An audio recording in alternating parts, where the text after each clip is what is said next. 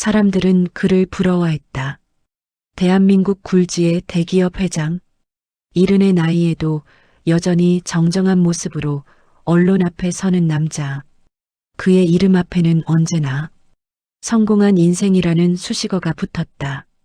그러나 그가 하루의 끝에서 마주하는 것은 성공도 명예도 아니었다. 어둠이었다. 그날 밤도 회장님은 혼자 거실 소파에 앉아 있었다. 집은 너무 넓었고 너무 조용했다. 시계 초침 소리조차 그의 심장을 찌르는 듯 크게 울렸다. 가슴을 움켜쥐었다. 후, 숨이 가빠왔다.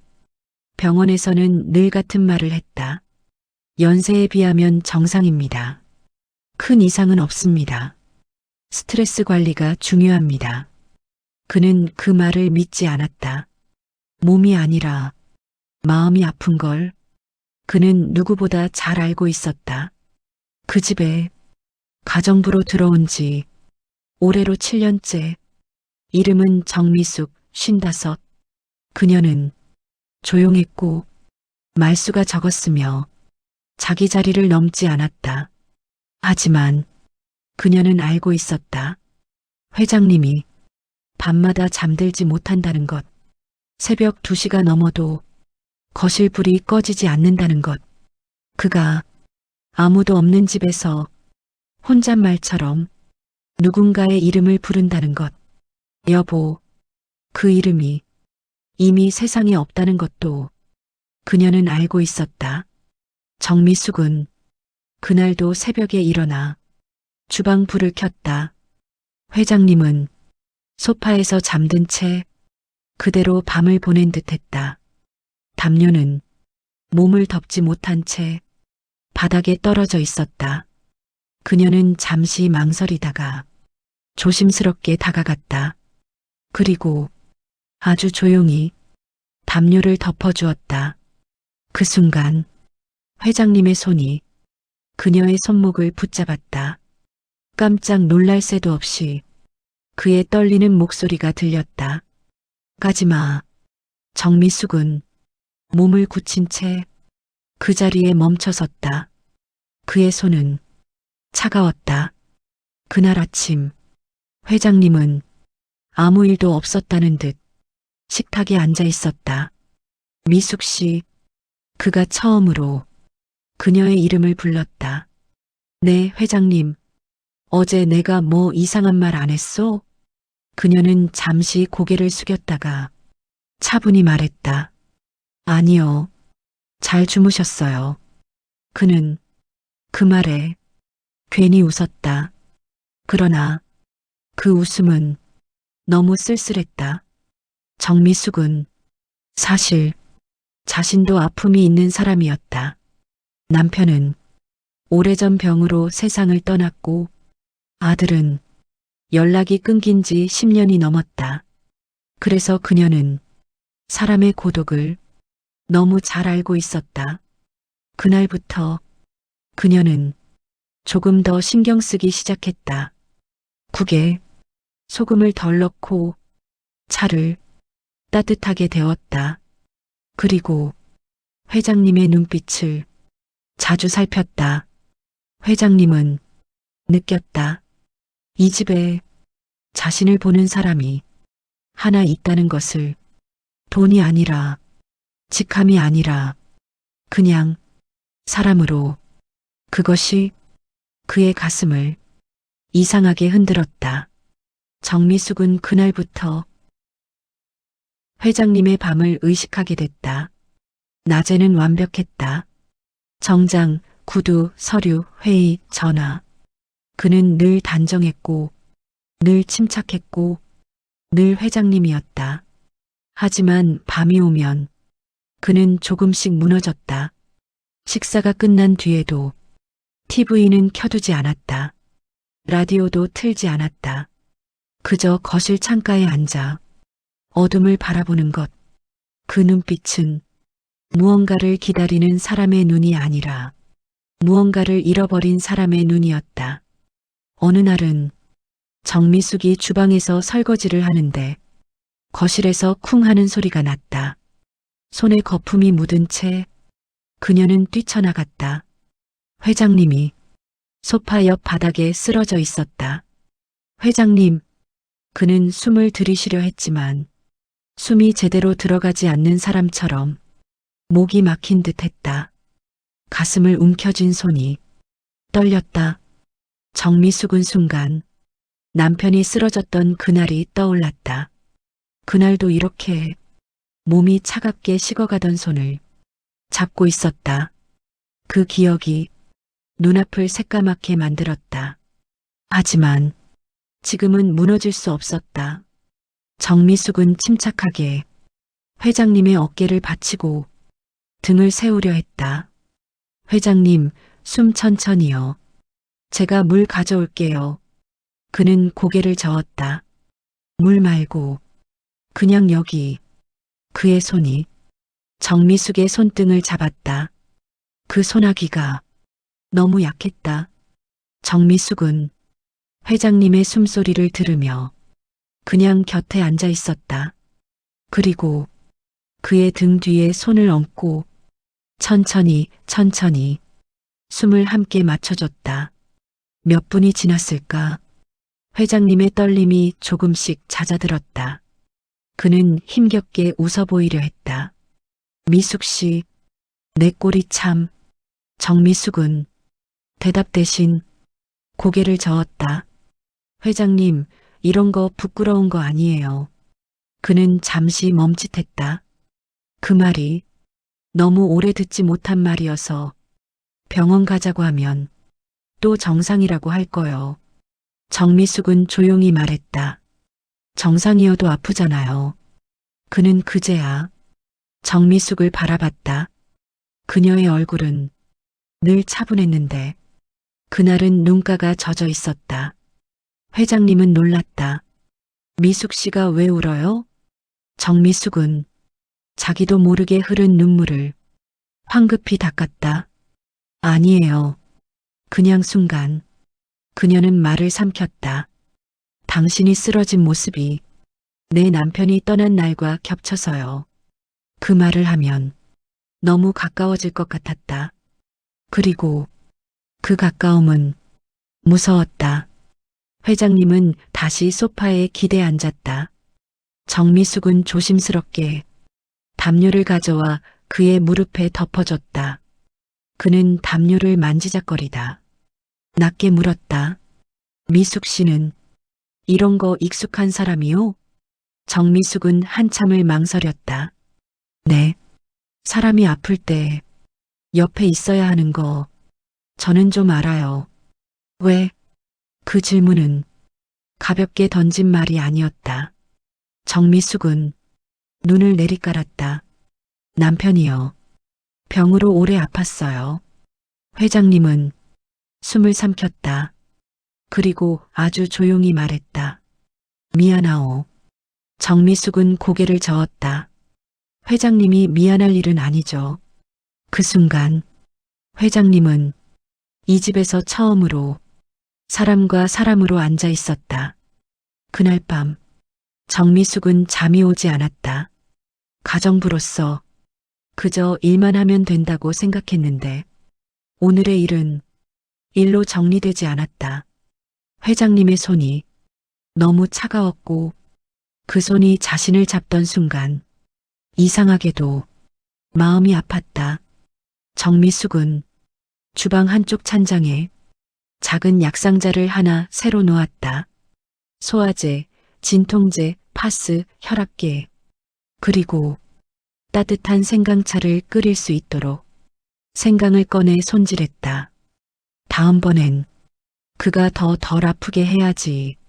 그 마음이 자기 마음인 줄도 모르고 다음 날 아침 회장님은 평소보다 일찍 식탁에 나와 있었다. 정미숙이 국을 떠오자 그는 입을 열었다. 미숙 씨, 네 회장님, 어제 일 고마웠소. 정미숙은 습관대로 고개를 숙이려다가 멈췄다. 그리고 처음으로 그를 정면으로 바라보며 말했다. 회장님, 고맙다고 하지 마세요.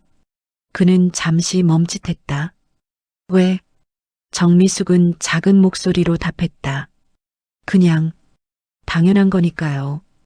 그 말은 사실 그녀 자신에게도 해주고 싶던 말이었다. 당연한 온기, 당연한 위로, 당연한 존재. 그런 것이 자신의 인생엔 늘 없었다. 회장님은 식사를 하다 말고 숟가락을 내려놓았다. 그리고 아주 낮게 마치 혼잣말처럼 말했다. 나는 당연한 게 없었소. 정미숙의 손이 멈췄다.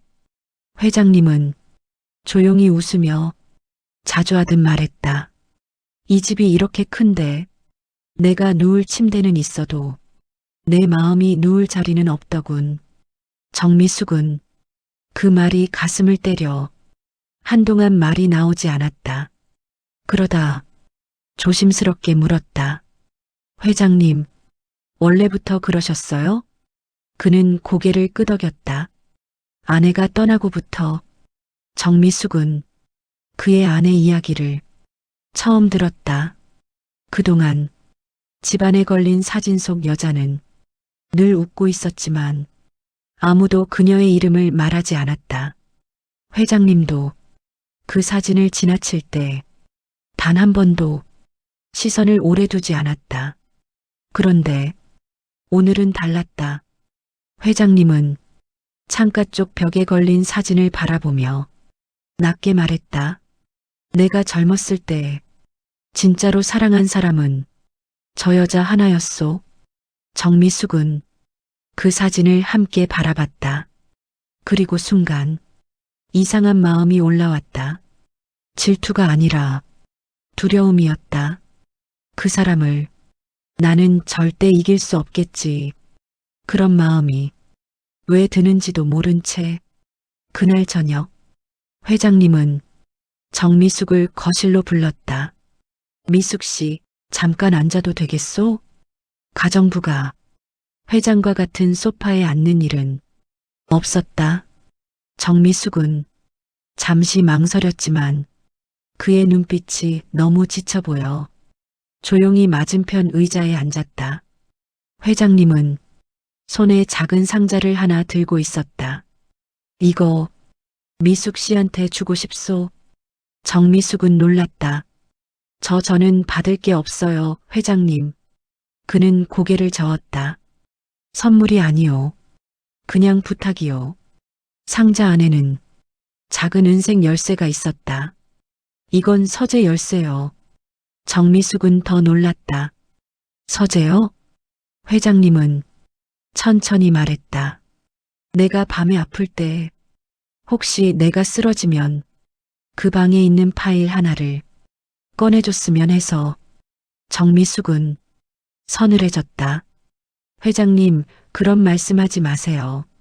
그는 미소를 지었지만 그 미소는 슬펐다. 미숙 씨는 내가 아픈 걸 이미 알고 있잖소. 정미숙은 열쇠를 받아들고 손에 꼭 쥐었다. 그 작은 열쇠가 갑자기 너무 무겁게 느껴졌다. 그날 밤 정미숙은 회장님의 불이 꺼졌는지 확인하려 거실을 지나는데 창가에 회장님이 앉아 있었다. 그는 어둠을 보며 낮게 말했다. 미숙 씨. 정미숙은 멈췄다. 네, 회장님. 그가 천천히 고개를 돌렸다. 당신은 나를 무서워하지 않소? 정미숙은 숨을 삼켰다. 왜 그렇게 생각하세요? 회장님은 한참을 망설이다가 말했다. 내가 회장이라서가 아니오. 내가 너무 망가져 있어서. 정미숙은 그 말을 듣는 순간 가슴이 먹먹해졌다. 그리고 그녀는 자기도 모르게 한 걸음 다가갔다. 회장님, 저도 망가져 본 사람이에요. 회장님의 눈이 흔들렸다. 정미숙은 더 말했다. 그래서 무섭지 않아요. 그 말이 거실 공기를 바꿨다. 처음으로 이 집에 따뜻한 숨이 들어왔다. 서재문은 늘 닫혀 있었다.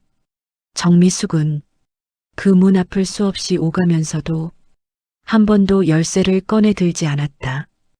회장님의 공간, 그의 과거와 생각이 고스란히 남아있는 곳. 그곳은 가정부가 발을 들여선 안 되는 마지막 성 같았다. 하지만 그날 밤은 달랐다. 거실 불이 꺼지지 않았다. 시계는 새벽 1시를 넘겼고 정적이 너무 깊었다. 정미숙은 가슴이 불안해졌다. 조심스럽게 거실로 나가보니 회장님은 소파에 앉아 있었지만 눈은 감긴 채였다. 숨소리가 너무 얕았다. 회장님, 대답이 없었다. 정미숙은 그 순간 더 이상 망설이지 않았다. 손에 쥔 열쇠가 자연스럽게 서재문으로 향했다. 찰칵, 문이 열리는 소리는 생각보다 크게 울렸다. 서재 안은 의외로 단정했다. 책들이 빼곡했지만 먼지는 거의 없었다. 마치 주인이 아직 이 방을 떠나지 않은 것처럼.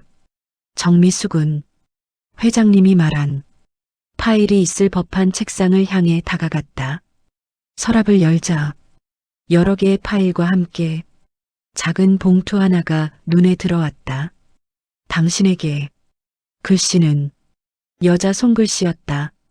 정미숙은 본능적으로 알았다. 회장님의 아내. 그 봉투를 꺼내는 순간 손끝이 떨렸다. 그리고 그 봉투 아래에 놓인 얇은 진단서 하나. 병명은 심장이나 폐가 아니었다. 공황장애, 중증 우울 증상 동반. 정미숙은 숨을 멈췄다. 그동안 병원에서 정상입니다라는 말만 반복됐던 이유. 몸이 아니라 마음의 병이었기 때문이다. 그는 아프다고 말할 수 없는 사람이었다. 회장이라는 자리, 강해야만 하는 위치, 울 수 없는 사람. 정미숙은 봉투를 다시 내려놓지 못했다. 그리고 봉투를 조심스럽게 열었다. 당신이 이 편지를 읽고 있다면 나는 이미 이 세상 사람이 아니겠지요. 당신은 늘 말했죠. 내가 책임질게. 하지만 나는 당신이 나 말고 세상 전체를 책임지고 있다는 걸 알고 있었어요. 당신은 집에 와서도 쉬지 못했죠. 내 옆에 누워 있어도 당신의 눈은 늘 먼 곳을 보고 있었어요. 내가 떠난 뒤에도 제발 혼자 버티지 말아요. 당신은 혼자서 살 사람 아니에요. 누군가의 손을 다시 잡아도 돼요. 그게 나였다면 좋겠지만 아니어도 괜찮아요. 당신이 다시 숨 쉬는 게 내가 바라는 전부예요. 정미숙의 눈에서 눈물이 떨어졌다. 그녀는 편지를 접으며 깨달았다. 회장님이 그렇게 밤마다 아파하던 이유는 사랑하는 사람을 잃은 슬픔보다 혼자 살아남았다는 죄책감이었다는 것을. 그 순간 뒤에서 낮은 목소리가 들렸다. 그 편지 읽었소? 정미숙은 깜짝 놀라 돌아섰다. 회장님이 서재 문 앞에 서 있었다. 얼굴은 창백했지만 눈빛은 또렷했다. 정미숙은 황급히 고개를 숙였다. 죄송해요, 회장님. 제가. 회장님은 천천히 손을 들었다. 괜찮소? 그는 정미숙이 쥔 편지를 바라보며 담담하게 말했다. 그 편지는 나도 끝까지 못 읽었소. 정미숙의 눈이 커졌다. 왜요? 회장님은 잠시 웃었다. 그걸 다 읽으면 정말 혼자가 될 것 같아서. 그 말은 너무 솔직해서 정미숙의 가슴을 찔렀다. 회장님은 의자에 앉았다. 그리고 처음으로 자신의 이야기를 했다. 젊은 시절 회사에만 매달렸던 이야기, 아내가 아프다는 걸 알면서도 회의를 핑계로 병실에 늦게 갔던 날, 그리고 아내가 세상을 떠난 날, 그날 나는 회의실에 있었소. 그의 목소리가 떨렸다. 전화가 왔는데 받지 않았소. 정미숙은 아무 말도 하지 않았다. 그저 그의 이야가 흘러가도록 그 자리에 있었다. 그래서 나는 밤마다 그 순간으로 돌아가오. 회장님은 가슴을 눌렀다. 숨이 막히고 내가 살아있다는 게 견딜 수가 없소. 정미숙은 그제야 알았다. 그가 아픈 이유는 죽음이 아니라 살아있음 때문이었다. 정미숙은 조심스럽게 다가갔다. 그리고 그의 등 뒤에 손을 얹었다. 아주 조심스럽게. 회장님은 몸을 굳혔지만 곧 힘이 풀렸다. 정미숙은 그의 등을 천천히 쓸어내렸다. 회장님, 이제 혼자 아니에요.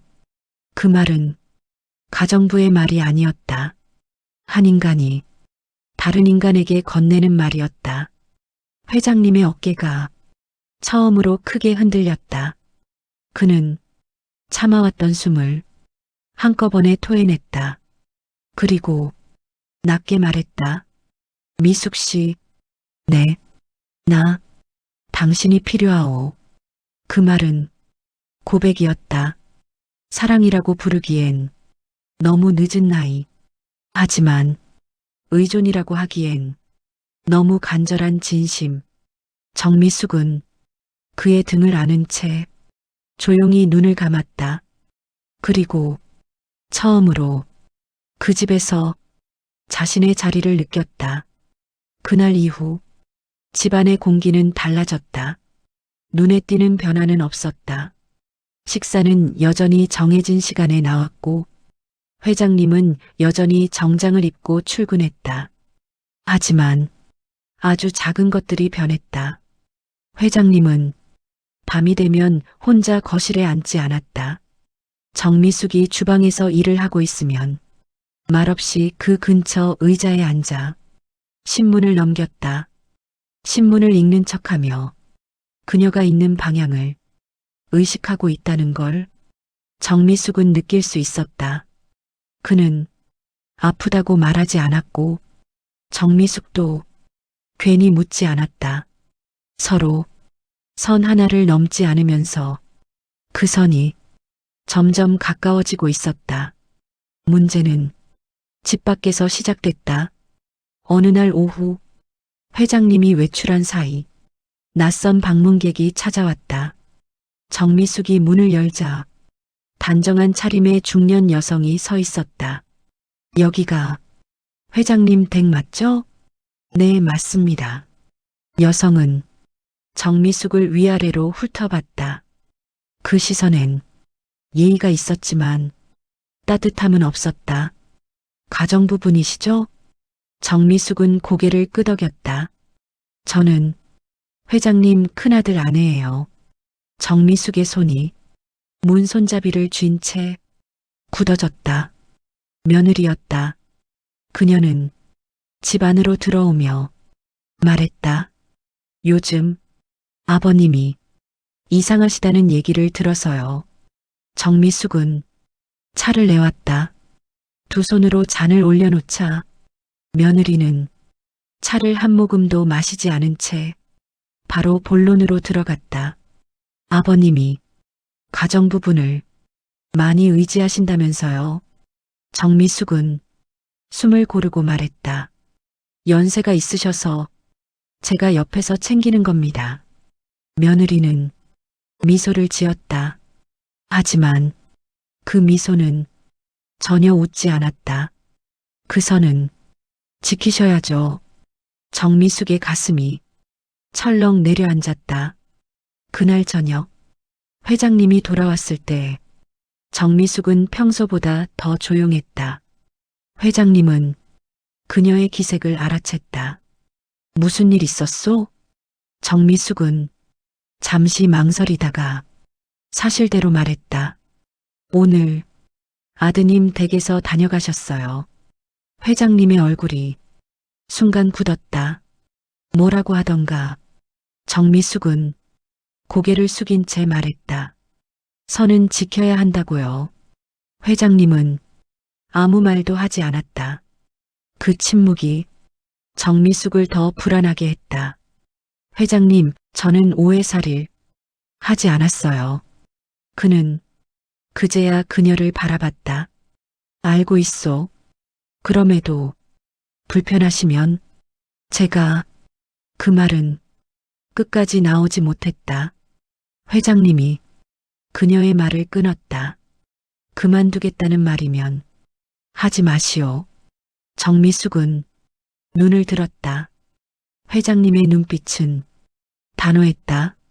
나는 당신이 필요하오. 그 말은 위로가 아니라 선언에 가까웠다.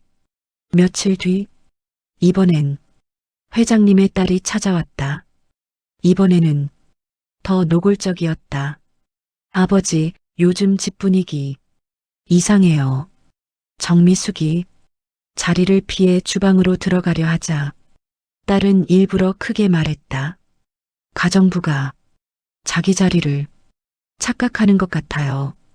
정미숙의 손이 싱크대 가장자리를 꽉 잡았다.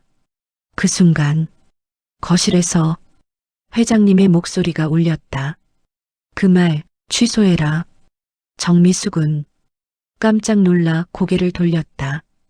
회장님은 천천히 일어나 딸을 바라보고 있었다. 미숙 씨는 이 집에서 일하는 사람이 아니라 나를 살린 사람이야. 딸의 얼굴이 굳어졌다. 아버지, 내가 아직 정신이 온전할 때 분명히 말해두겠다. 회장님의 목소리는 낮았지만 흔들림이 없었다.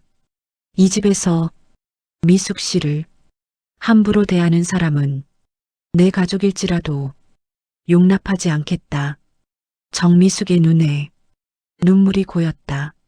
하지만 그 눈물은 아픔보다 두려움에서 나왔다. 그날 밤 정미숙은 짐을 싸기 시작했다. 많지 않았다. 옷 몇 벌과 사진 한 장, 남편과 젊었을 때 찍은 흑백 사진. 여기까지구나. 그녀는 스스로에게 말했다. 이런 사랑은 자신에게 어울리지 않는다고. 그때 문을 두드리는 소리가 났다. 미숙 씨, 회장님의 목소리였다. 정미숙은 문을 열지 않았다. 나 오늘 아이들한테 다 말했다오. 그녀의 손이 문고리를 잡은 채 멈췄다. 당신이 이 집에 남아있을 거라고. 정미숙은 천천히 문을 열었다. 회장님은 그 앞에 서 있었다. 이번엔 놓치지 않겠소. 그는 처음으로 정미숙의 손을 정면에서 잡았다. 내 인생에서 가장 아픈 후회는 사랑을 뒤로 미뤘다는 거요. 정미숙의 눈물이 흘러내렸다. 회장님, 세상보다 내 남은 시간이 더 중요하오. 그 말은 늙은 남자의 고집이 아니라 마지막 용기였다. 정미숙은 한동안 아무 말도 하지 못했다. 회장님의 손은 여전히 그녀의 손을 잡고 있었다. 그 손은 젊은 날의 힘은 없었지만 그 어느 때보다 단단했다. 회장님, 그녀가 어렵게 입을 열었다. 저는 이 집에 어울리는 사람이 아니에요. 그 말은 겸손도 변명도 아니었다. 그녀가 평생 자기 자신에게 해온 말이었다. 회장님은 그녀의 손을 놓지 않은 채 조용히 말했다. 어울림이라는 건 자리가 아니라 사람이 만드는 거요. 정미숙의 눈이 흔들렸다. 나는 이 큰 집에서 혼자 늙어 죽을 줄 알았소. 그는 잠시 숨을 고르고 이어서 말했다. 그런데 당신이 와서 밤이 덜 무서워졌소. 그 말에 정미숙은 더 이상 버티지 못했다. 눈물이 조용히 흘러내렸다. 그녀는 처음으로 누군가 앞에서 자신의 마음을 꺼냈다. 저도요. 회장님의 눈이 그녀를 향했다. 저도 밤이 무서웠어요. 정미숙은 떨리는 목소리로 말했다. 남편이 떠난 뒤 집에 불을 켜놓고 자도 어둠이 사라지지 않았어요. 그녀는 가슴에 손을 얹었다. 근데 회장님이 아파하는 걸 보면서 이상하게도 혼자가 아니라는 생각이 들었어요. 그 말은 사랑 고백이 아니었다. 하지만 그보다 더 깊은 말이었다. 그날 이후 정미숙은 짐을 풀었다. 가방은 다시 옷장 안으로 들어갔다. 그녀는 여전히 가정부였고 회장님은 여전히 회장이었다. 하지만 둘만 있을 때 호칭은 바뀌었다. 회장님 대신 선생님, 그가 먼저 부탁했다. 회장이라는 말이 이 집에선 너무 무겁소. 정미숙은 그 말을 부를 때마다 조심스러웠다. 하지만 그 호칭이 그를 조금 덜 아프게 만든다는 걸 알게 되었다. 회장님의 밤은 조금씩 달라졌다. 숨이 막히듯 잠에서 깨는 날이 줄었고 거실 소파에 앉아 혼자 새벽을 보내는 일도 사라졌다. 대신 그는 잠들기 전 차 한 잔을 마셨다. 정미숙이 끓인 생강차였다. 이상하오. 어느 날 그가 말했다. 이 차를 마시면 가슴이 덜 답답해. 정미숙은 웃지 않았다. 그저 조용히 말했다. 마음이 따뜻해져서 그래요. 회장님은 그 말을 부정하지 않았다. 병원에서도 변화가 나타났다. 요즘은 공황 증상이 많이 줄어드셨네요. 의사는 기록을 보며 말했다. 회장님은 고개를 끄덕였다. 밤에 혼자가 아니라서요. 의사는 그 말을 이해하지 못했지만 정미숙은 무슨 뜻인지 알았다. 물론 세상이 바로 받아들인 것은 아니었다. 지인들 사이에 소문이 돌았고 가십 기사도 한두 번 나왔다. 가정부와 회장, 노년의 스캔들. 정미숙은 신문을 보지 않았다. 대신 회장님의 얼굴을 봤다. 그는 신문을 접어두고 말했다.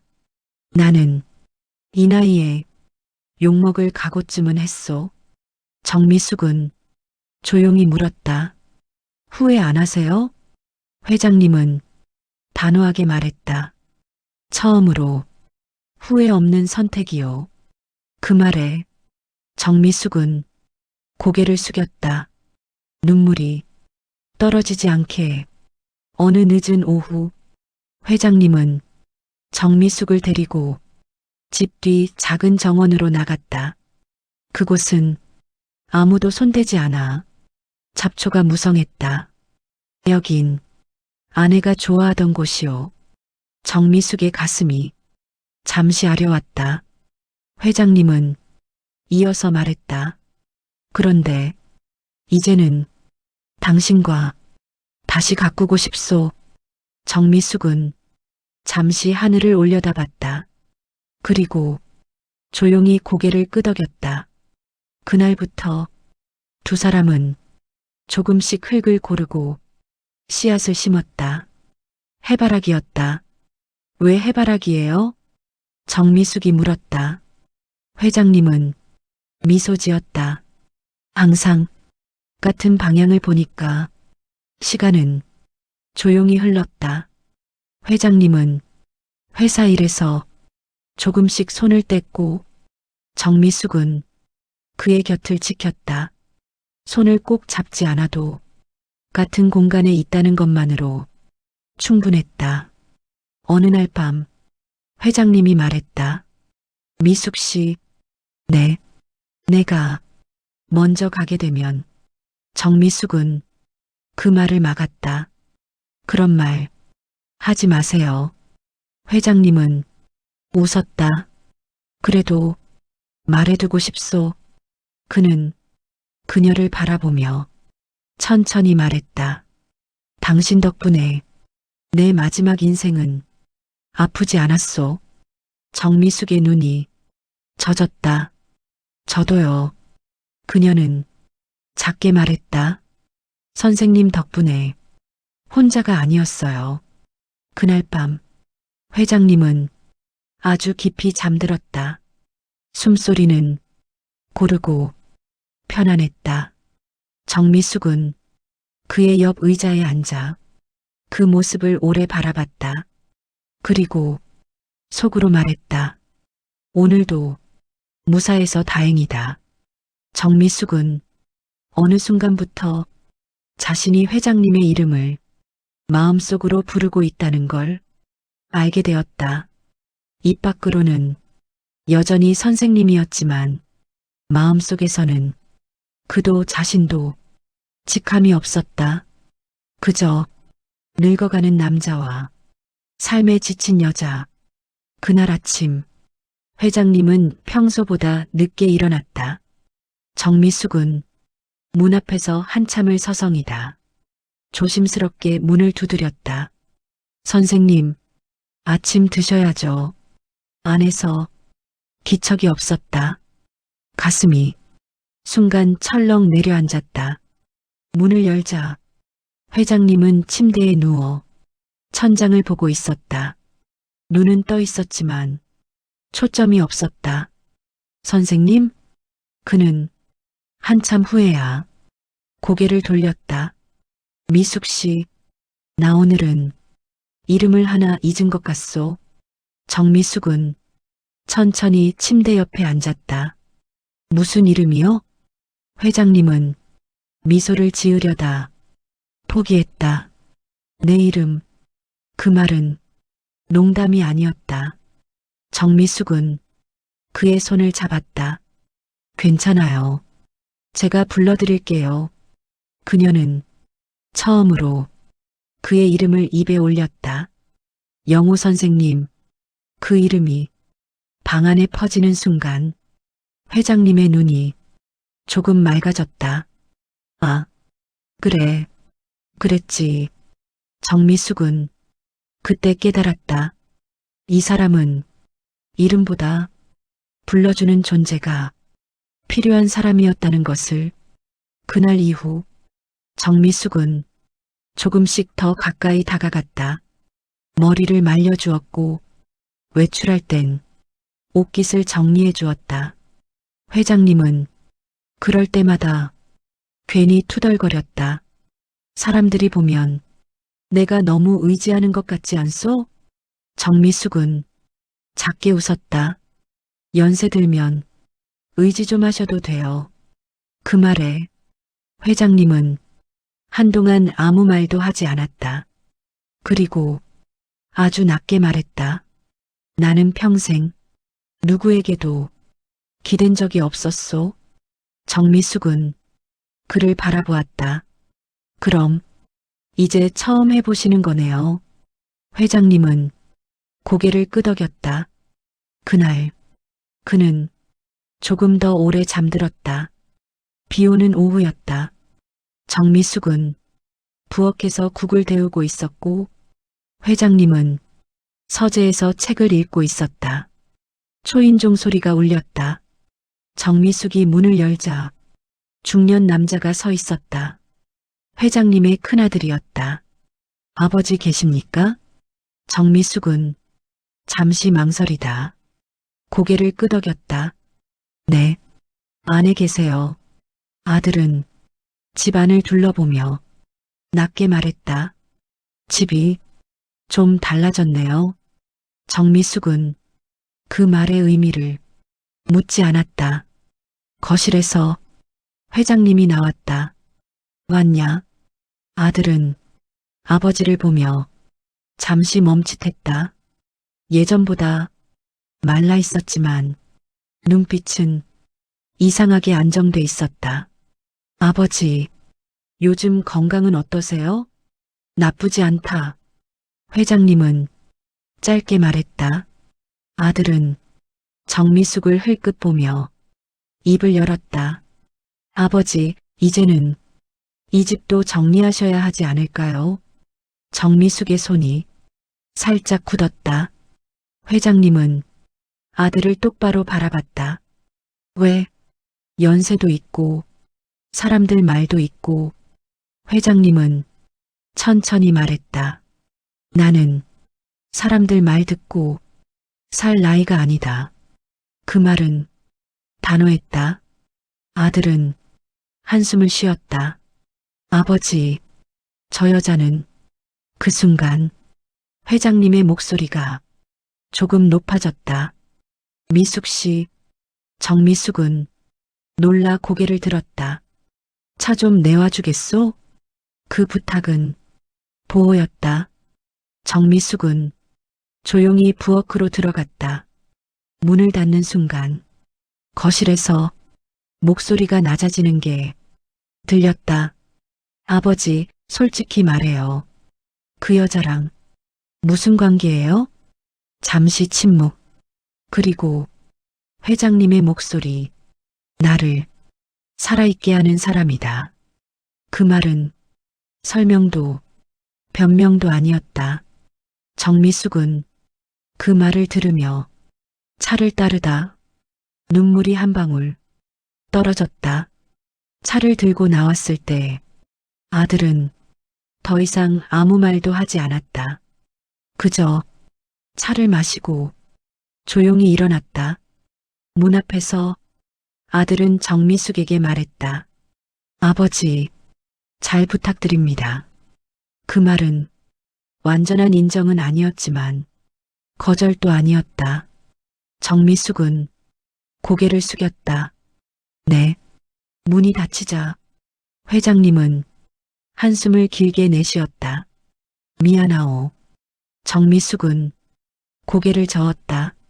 아니에요. 그녀는 잠시 망설이다 말했다. 선생님, 아드님이 다시는 안 오실까봐 무섭지 않으세요? 회장님은 창밖을 보며 말했다. 무섭지 않소. 그리고 조용히 덧붙였다. 당신을 잃는 게 더 무섭소. 회장님의 숨이 다시 거칠어지기 시작한 건 초여름이 막 시작될 무렵이었다. 아침 공기는 따뜻했지만 그의 가슴은 계절을 따라오지 못했다. 선생님, 오늘은 조금 쉬시는 게. 정미숙의 말이 끝나기도 전에 회장님은 고개를 저었다. 괜찮소. 하지만 그의 손은 컵을 제대로 잡지 못하고 있었다. 국물이 살짝 흔들렸다. 정미숙은 더는 미루지 않았다. 병원 갑시다. 그 말에는 부탁이 아니라 결심이 담겨 있었다. 회장님은 그녀를 바라보다가 조용히 말했다. 당신이 같이 가준다면. 병원 복도는 늘 그렇듯 차가웠다. 하얀 벽, 희미한 소독약 냄새, 끊이지 않는 발소리. 회장님은 침대에 누워 천장을 바라보고 있었고 정미숙은 그 옆 의자에 앉아 그의 손을 잡고 있었다. 의사는 조심스럽게 말했다. 연세도 있고 이번엔 조금 길어질 수 있습니다. 정미숙은 고개를 끄덕였다. 회장님은 아무 말도 하지 않았다. 의사가 나간 뒤 병실은 이상하리만큼 조용해졌다. 미숙 씨, 네, 혹시 후회하오? 정미숙은 그 질문이 무슨 뜻인지 단번에 알았다. 아니요. 그녀는 망설임 없이 말했다. 하루도요. 회장님의 입가에 아주 작은 미소가 떠올랐다. 그 말이면 충분하오. 밤이 깊어갈수록 회장님의 숨은 더 얕아졌다. 정미숙은 한순간도 자리를 뜨지 않았다. 간호사가 조심스럽게 말했다. 보호자분, 잠깐 쉬셔도 됩니다. 정미숙은 고개를 저었다. 제가 여기 있을게요. 그 말은 이미 선택이었다. 가정부도 직원도 아닌 함께 있는 사람으로서의 선택. 회장님은 잠결에 그녀의 손을 찾았다. 여기 있소? 정미숙은 손을 더 꼭 잡았다. 네, 여기 있어요. 그날 밤 병실 창밖으로 비가 내렸다. 조용히 아주 길게 회장님은 그날 밤을 넘겼다. 의사는 기적처럼 안정됐다고 했지만 정미숙은 느끼고 있었다. 이 사람은 자신이 무엇을 남겨야 하는지 알고 있다는 걸. 며칠 뒤 회장님은 정미숙에게 작은 봉투 하나를 건넸다. 열어보지 말고 그냥 가지고 있으시오. 정미숙은 봉투를 받아 가슴에 안았다. 약속할게요. 회장님은 고개를 끄덕였다. 그 안에는 유언 같은 건 없소. 그는 잠시 숨을 고르고 말을 이었다. 그냥 내가 미처 말 못한 말이요. 며칠 뒤 회장님의 자녀들이 병실에 모였다. 분위기는 조용했지만 어딘가 조심스러웠다. 큰아들이 정미숙을 바라보며 말했다.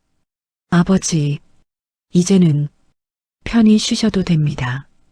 회장님은 아들을 바라보다가 천천히 말했다.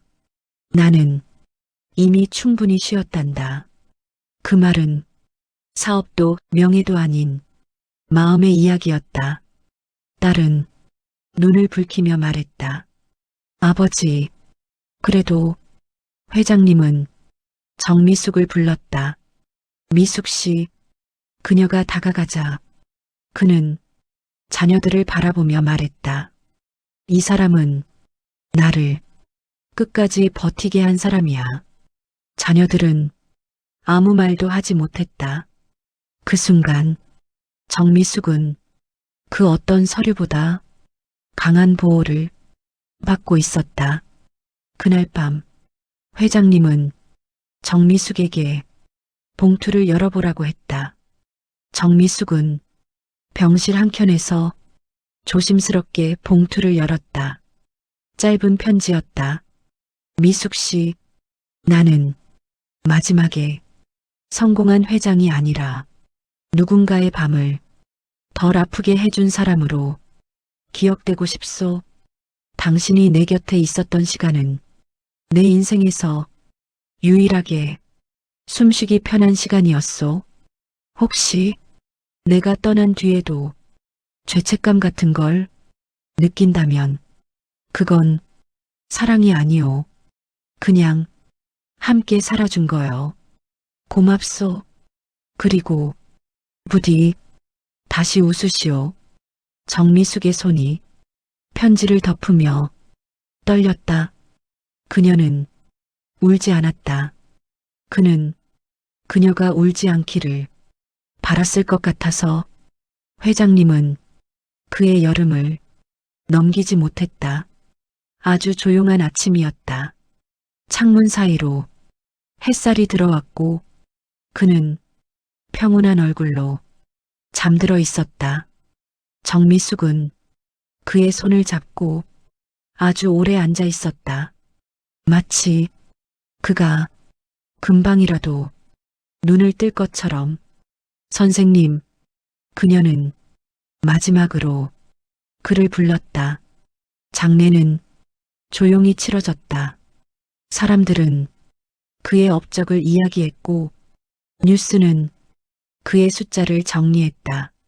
하지만 아무도 그의 밤 이야기는 하지 않았다. 정미숙은 맨 뒤에 서서 고개를 숙였다.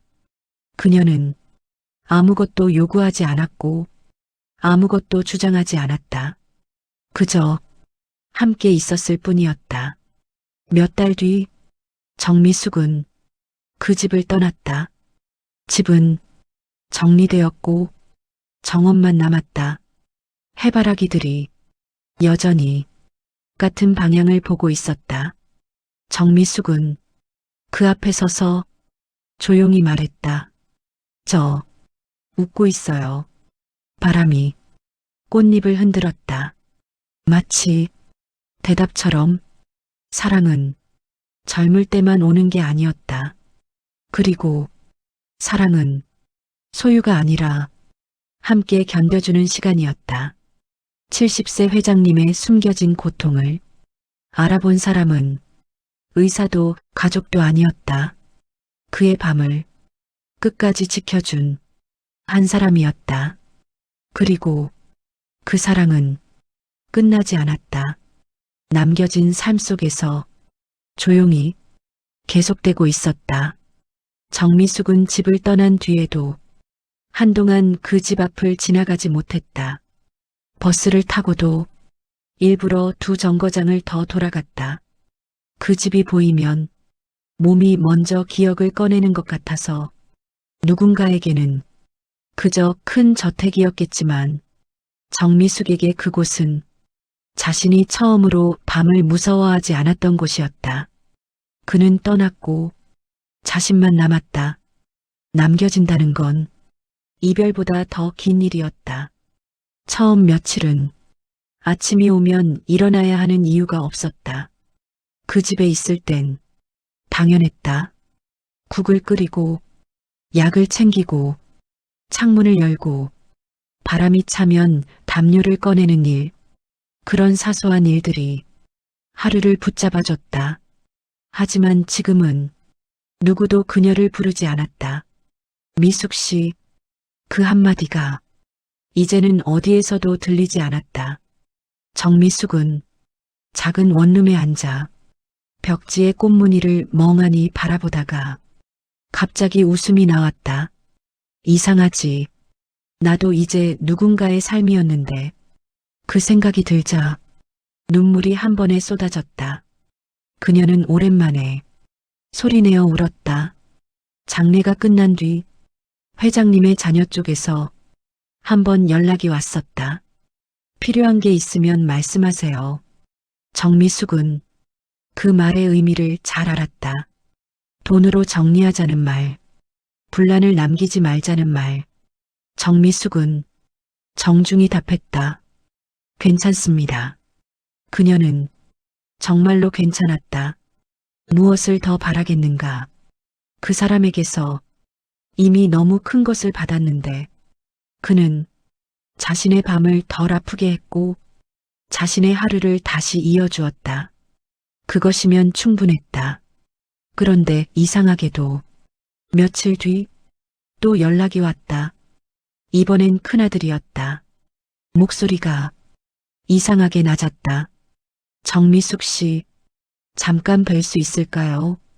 정미숙은 잠시 망설였다. 그들 앞에 서면 다시 가정부가 될 것 같았다. 하지만 회장님의 마지막 얼굴을 떠올리며 그녀는 짧게 답했다. 네. 약속 장소는 병원 근처 작은 찻집이었다. 큰아들은 먼저 와 있었고 테이블 위엔 따뜻한 차 두 잔이 놓여 있었다. 정미숙이 앉자 그는 한참 동안 말을 찾지 못했다. 그러다 봉투 하나를 조심스럽게 꺼냈다. 이걸 아버지가 남기셨어요. 정미숙의 손끝이 살짝 떨렸다. 저한테요? 큰아들은 고개를 끄덕였다. 정확히는 미숙 씨에게 전해라라고요. 정미숙은 봉투를 받아들었다. 봉투 겉면에는 익숙한 글씨가 있었다. 정갈하고 단정한 남자의 글씨. 미숙 씨에게. 정미숙은 그 글씨만 봐도 가슴이 저릿해졌다. 집에 돌아온 그녀는 봉투를 한참 들여다봤다. 바로 열지 못했다. 열어버리면 그 사람의 마지막이 완전히 끝나버릴 것 같아서. 하지만 결국 밤이 깊어졌을 때 정미숙은 조용히 봉투를 열었다. 편지와 작은 열쇠 하나가 들어 있었다. 편지에는 짧게 쓰여 있었다. 미숙 씨, 이 열쇠는 정원 창고 열쇠요. 내가 떠나면 누군가는 그 정원을 없애려 하겠지. 하지만 해바라기는 그저 꽃이 아니요. 내가 마지막으로 살아있음을 느낀 자리요. 가능하다면 가끔 가서 물 좀 주시오. 나는 당신이 그곳에서 울지 않았으면 하오. 울고 싶다면 대신 웃으며 울어주시오. 그게 내가 바라는 마지막 부탁이요. 정미숙은 편지를 덮고 열쇠를 손바닥에 올려놓았다. 열쇠가 차갑지 않았다. 이상했다. 진짜 쇠는 차가워야 하는데 그 열쇠는 마치 손을 오래 잡았던 사람처럼 따뜻하게 느껴졌다. 정미숙은 조용히 고개를 끄덕였다. 네, 선생님. 며칠 뒤 정미숙은 오랜만에 그 집 앞에 섰다. 문은 잠겨 있었고 정원은 사람 손길이 끊긴 듯 조금 헝클어져 있었다. 그러나 해바라기 몇 송이는 여전히 같은 방향을 보고 있었다. 정미숙은 천천히 정원 쪽으로 걸어갔다. 그리고 편지에서 말한 창고 문을 찾았다. 열쇠를 꽂자 찰칵 조용한 소리와 함께 문이 열렸다. 창고 안에는 원예 도구들이 가지런히 놓여 있었다. 장갑, 삽, 물 뿌리개, 그리고 작은 상자 하나. 상자 위에는 짧은 메모가 붙어 있었다. 미숙 씨 손에 맞는 장갑. 정미숙은 순간 웃음이 났다. 이 사람 끝까지 이러네. 그녀는 장갑을 껴봤다. 정말 손에 딱 맞았다. 그 순간 정미숙은 확실히 느꼈다. 그는 떠났지만 그의 마음은 아직 이곳에 남아있다는 걸. 정미숙은 물뿌리개에 물을 채우고 해바라기 밑동에 천천히 물을 줬다. 잘 있었니? 그녀는 꽃에게 말을 걸었다. 꽃은 대답하지 않았지만 바람이 꽃잎을 흔들었다. 마치 응하고 대답하는 것처럼. 정미숙은 잠시 그 자리에 서 있었다. 그러다 문득 주변을 둘러보니 정원 벤치 아래 작은 판이 하나 붙어 있었다. 조심스럽게 들춰보자. 거기에 또 글씨가 있었다. 여기 앉으면 덜 아프다. 정미숙은 한 걸음도 못 움직이고 그 자리에서 웃다가 울어버렸다. 그 사람의 목소리가 너무 선명하게 들리는 것 같아서. 그날 이후로 정미숙은 일주일에 한 번씩 그 정원에 갔다. 처음엔 부탁이었지만 나중엔 습관이 되었고 그 습관은 그녀의 하루를 다시 이어줬다. 일주일에 한 번 꽃에 물을 주고 벤치에 앉아 하늘을 보는 일.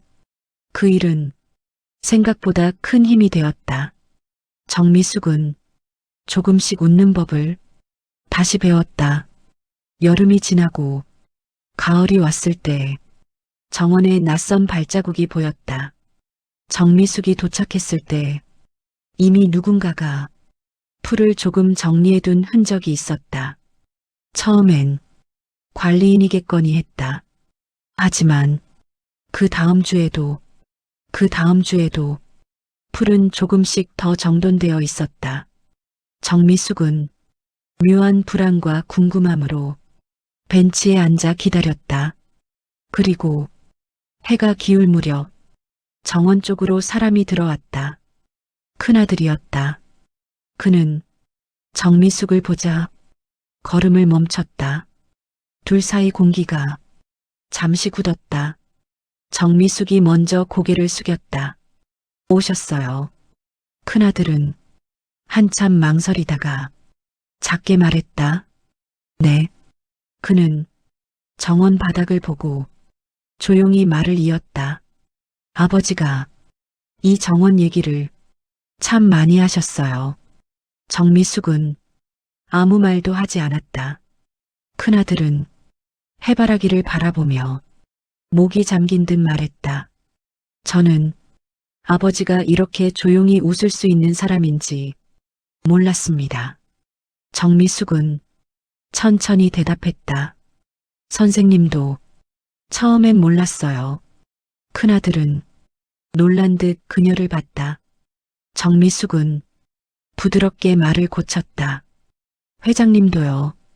처음엔 자기 마음이 어디까지 아픈지도 모르셨던 것 같아요. 큰아들은 숨을 길게 내쉬었다. 미숙 씨, 그가 처음으로 그녀의 이름을 정중하게 불렀다. 저희가 미숙 씨를 불편하게 했죠. 정미숙은 고개를 저었다. 이해해요. 그 말은 진심이었다. 그들의 입장도 그녀는 알았다. 사람들은 늘 이상한 관계를 먼저 의심한다. 특히 돈이 섞이면 더더욱. 큰아들은 조심스럽게 말했다. 아버지가 마지막으로 남긴 말이 있어요. 정미숙은 고개를 들었다.